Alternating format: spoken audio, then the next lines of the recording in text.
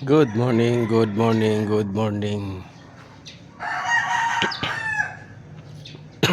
Dito pa pala, nakakita ko ng dahon ng bayabas. Alam niyo itong dahon ng bayabas nito? Nung panahon na mataas yung BP ko at cholesterol ko, ito yung ininom ko. Yan, oh. Yan. Maganda kasi yung bayabas na yan sa katawan ng tao. Lalagayin mo siya sa umaga, sa hapon. Yan ang pinakang tubig mo. Kasi malakas magbaba pa ng BP po yan. Yan. Tsaka po ito, yan, oh. Silicone pular dito. Yan po sa tanglad na yan. Yan, tanglad.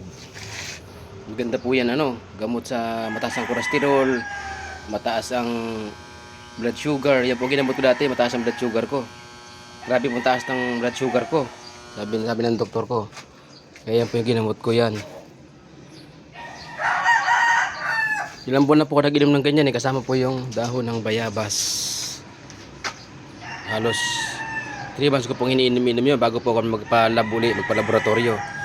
Sawa po ng Diyos, na-clear po lahat yung sakit ko. Ang dami ko pong iniinom na gamot noon. Sa puso, sa high blood, ang dami ko pong iniinom. Hapon, umaga po ako umiinom ng para sa high blood. Ngayon po, ay nagbawas na po ako ng gamot yan. Dahil lang po dyan sa talbos ng bayaba, dahon ng bayabas. Tsaka dyan sa tanglad na yan. Yan po, tip ko lang po sa may mga high blood, may mga cholesterol. Yan pong iniinom. Kasi bago para inom po kayo ng tabletas, ay nako, titirain po yung kidney niya. Yan po, natural lang po yan, herbal.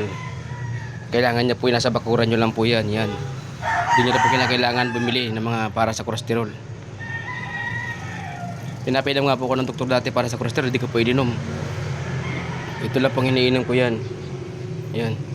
Pati po yung para sa diabetes, hindi po ako uminom nun. Kasi delikado na po kasi yung pag na-take nyo na yung gamot na yan, hanap-hanapin din ng katawan nyo. Yan po talaga, ready-made, natural. Dahon ng bayabas, tanglad. Yan. Pagsamahin nyo lang po yan, ilaga, umaga, hapon, yan. Iinimin nyo po yan. Tip ko lang po sa may mga high blood dyan. Para po manormal ang dugo nyo. Thank you. Follow for more.